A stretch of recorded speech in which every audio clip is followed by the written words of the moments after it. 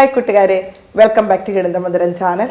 ഇന്ന് വന്നിരിക്കുന്നത് ഒന്നാമത്തെ പാഠത്തിലെ റിവിഷനുമായി ബന്ധപ്പെട്ടിട്ടാണ്. തന്നെയുമല്ല, നമ്മളെ ടെക്സ്റ്റ് ബുക്കിൽ സമാന്തര വരകൾ എന്ന ഭാഗത്തിൽ പേരെഴുതുന്നില്ല.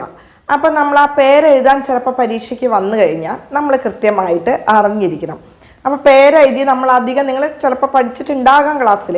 പക്ഷെ എങ്കിൽ പോലും ചില ആംഗിളുകൾ തരുമ്പോൾ അതിൻ്റെ പേര് സഹിതം തരും, ബാക്കിയുള്ളത് കണ്ടെത്താൻ പറയും. അപ്പോൾ അതിൻ്റെ പ്രത്യേകതകൾ നമുക്കൊന്നും കൂടെ പറഞ്ഞു പോകാം. തന്നെയല്ല, റിവിഷനും കൂടിയാണ് കേട്ടോ. അപ്പോൾ ഓക്കെ, നമുക്ക് വീഡിയോയിലേക്ക് കിടക്കാം അല്ലേ. ഒരു ചോദ്യം നമുക്കൊന്ന് നോക്കാം. ഇവിടെ ഒരു ചിത്രം തന്നിട്ടുണ്ട്. ABCD എന്നിവ സമാന്തര വരകളാണ്. XY അത് മുറിച്ച് കിടക്കുന്ന വരയാണ്. അതിൽ ആംഗിൾ XND, അതായത് XND എന്ന് പറയുന്നത് 45 ഡിഗ്രിയാണ്. അപ്പോൾ ബാക്കിയുള്ള എല്ലാ കോണുകളും കണ്ടെത്തണം. Find the measures all angles. അപ്പോൾ നമുക്കൊന്ന് നോക്കാം അല്ലേ. പേരെഴുതണം, പേരും കൂടെ എഴുതിയിട്ട് വേണം നമുക്കൊന്ന് പോകാൻ. അപ്പോൾ ഇവിടെ നോക്കാം, നമുക്ക് ഓരോ ഇത് കാണുമ്പോൾ നമുക്ക് അറിയേണ്ട ചില കാര്യങ്ങളുണ്ട്. എന്താ അറിയേണ്ടത്? നമുക്കിത് ചെയ്യണം. ഇത് തന്നെയല്ല, ഈ പാഠഭാഗത്തിലെ എല്ലാ കണക്കുകളും ചെയ്യണമെങ്കിൽ ഇത് കൃത്യമായിട്ട് അറിയേണ്ട കാര്യങ്ങൾ. 4 ജോഡി എന്താണ് ചെറിയ കോണുകളുണ്ട്. ഈ 4 ജോഡി ചെറിയ കോണുകളും തുല്യമാണ്. All small angles are equal ആണ്. അപ്പം നിങ്ങളുടെ മനസ്സിൽ വരുന്നുണ്ടാവും ബിഗ് ആംഗിൾസ്, അതായത് ലാർജ് ആംഗിൾസ്. നോക്കാം, ഇതും ഇതും ഇതും ഇതും അതും തുല്യമാണ്, നമുക്കറിയാം. പിന്നെ നമ്മൾ പറഞ്ഞു ഒരു ചെറുതും വലുതും കൂട്ടിയാൽ 180 ഡിഗ്രിയാണ്. അപ്പം അവിടെ നമുക്ക് വലിയ പ്രശ്നമില്ല. പിന്നെ നമ്മൾ മറ്റൊരു കാര്യം പഠിച്ചു, അതായത് കുത്തനെയാണെങ്കിൽ എല്ലാ കോണുകളും എന്ത് കോണുകളാണ്? മട്ട കോണുകളാണ്. 2 വര വരച്ച് ചെരിച്ചൊന്ന് മുറിച്ച കിട്ടും കോണുകൾ 8 എണ്ണം. 4 കോൺ ചെറുതും 4 കോൺ വലുതും കിട്ടും കോണുകൾ 8 എണ്ണം.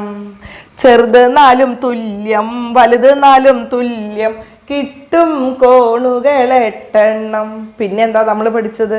ചെറുതും വലുതും കൂട്ടിയാലോ കിട്ടും 180 ഡിഗ്രി.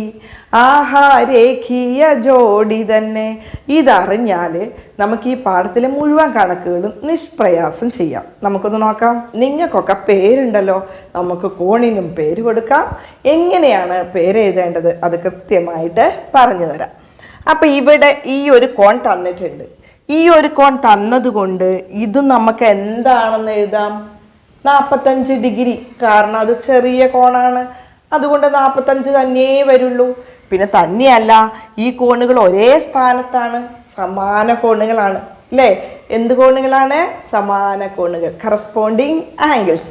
അപ്പം നമുക്ക് ഈ കോണിൻ്റെ പേരെഴുതണം. ഇത് നമ്മൾ കണ്ടുപിടിച്ചു. എത്ര ഡിഗ്രിയാ? 45 ഡിഗ്രി. പക്ഷെ 45 ഡിഗ്രി എന്ന് കണ്ടെത്തിയാൽ മാത്രം പോരാ, പേരെഴുതണം. നോക്കൂ, ഇതിൻ്റെ പേരെഴുതാൻ ഇവിടെ X ആണ്, ഇവിടെ M ആണ്, ഇവിടെ B ആണ്. അപ്പം കോണ് വരുന്നത് ഇവിടെയാണ് അല്ലേ. അപ്പം ശീർഷം നടുക്കാണ് വരുന്നത്, അത് M ആണ്. അപ്പം ഈ പേരെഴുതുമ്പോൾ M നടുക്ക് വരണം. അപ്പം നോക്കൂ, XMB, ആംഗിൾ XMB സമയം എത്രയാണ്? 45 ഡിഗ്രി. ഇനി നമുക്ക് ഇതിൻ്റെ ഇപ്പറയുള്ള കോൺ എഴുതിയാലോ. അപ്പം നിങ്ങളൊന്ന് പറയൂ, പേരെഴുതുന്നത് XM, ഇങ്ങോട്ടേക്കാണ് കോൺ വരുന്നത്. അപ്പം XMA, ആംഗിൾ XMA എത്ര ഡിഗ്രിയാണ് വരിക?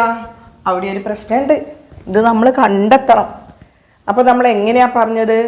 ചെറുതും വലുതും കൂട്ടിയാലോ കിട്ടും 180 ഡിഗ്രി. അപ്പം നമുക്ക് എന്ത് ചെയ്താൽ മതി? 180-ൽ നിന്ന് 45 അങ്ങോട്ട് കുറച്ചാൽ മതി. അത് കാണാൻ ഏറ്റവും എളുപ്പം. 180-ൽ നിന്ന് 40 കുറയ്ക്കുക. 40 കുറച്ചാൽ എത്രയാ? 140. അതിൽ നിന്ന് 1 കൂടി അങ്ങോട്ട് കുറയ്ക്കുക. അപ്പോൾ എത്രയാണ് വരിക? 135 ഡിഗ്രി. അപ്പം ഇവിടെ നമുക്ക് 135 ഡിഗ്രി കോൺ XMA 135 ഡിഗ്രി. ഇനി നമുക്ക് ഇതിൻ്റെ അടിയിലുള്ള കോൺ എഴുതാം അല്ലേ.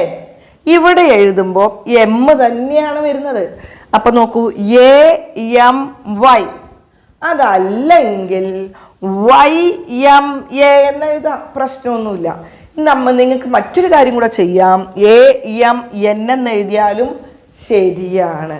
അപ്പൊ നമ്മൾക്ക് ഏതായാലും പുറത്തേക്ക് കിടക്കുന്നത് അങ്ങോട്ട് എടുത്തിട്ട് എഴുതാം.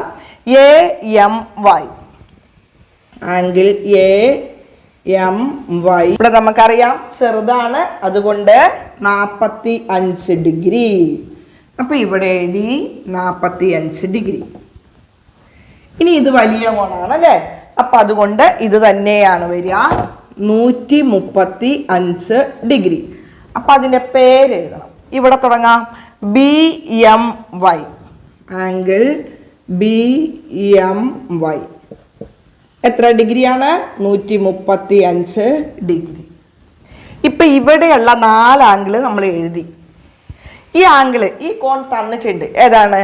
കോൺ XND 45 ഡിഗ്രി. അപ്പൊ നമുക്ക് ഇത് എഴുതാം അല്ലേ. ഇത് വലിയ കോണാണ്, അതുകൊണ്ട് എത്രയാണ്? 135 ഡിഗ്രി. അതല്ലെങ്കിൽ ഇത് മറുകോണുകളാണ്. നമ്മൾ ആ പ്രത്യേകത പഠിച്ചിട്ടുണ്ട്. XNC, അതല്ലെങ്കിൽ CNX എന്ന് എഴുതാം. അപ്പൊ നമുക്ക് എങ്ങനെ എഴുതാം? കോൺ XN, ഇവിടെ C ആണ്, C എന്ന് എഴുതി, 135 ഡിഗ്രി. ഇനി അടുത്തത് ഈ കോൺ നമുക്ക് എഴുതാം. ഇതെത്രയാ വരിക? എതിർകോണുകൾ, ഓപ്പോസിറ്റ് ആംഗിൾസ് ആർ ഈക്വൽ, എതിർകോണുകൾ തുല്യം. അപ്പൊ 45 ഡിഗ്രി. പേരെഴുതണ്ടേ? CNY, angle CNY 45 degree. ഇനി ഈ കോണാണ് എഴുതാനുള്ളത്. ഇത് ഇങ്ങനെ നോക്കാം, അല്ലെങ്കിൽ വലിയ കോൺ 135 ഡിഗ്രി. അപ്പൊ ഇതിന്റെ പേരെങ്ങനെ എഴുതാം? DNY, angle DNY 135 degree. ഈ പേരെഴുതുന്നത് നിങ്ങൾക്ക് മനസ്സിലായിട്ടുണ്ട് എന്ന് കരുതുന്നു. നമ്മളെപ്പോഴും കോൺ നടുക്ക് വരുന്നത്, ഇവിടെ എമ്മും എന്നും മാത്രമേ പേരെഴുതുമ്പം നടുക്ക് വരുള്ളൂ. ഇവിടെ നോക്കൂ, XMB നടുക്ക് എം വന്നു, ഇവിടെ എം, ഇവിടെ എം, ഇവിടെ എം. 4 കോണിന് നടുക്ക് എം വരും.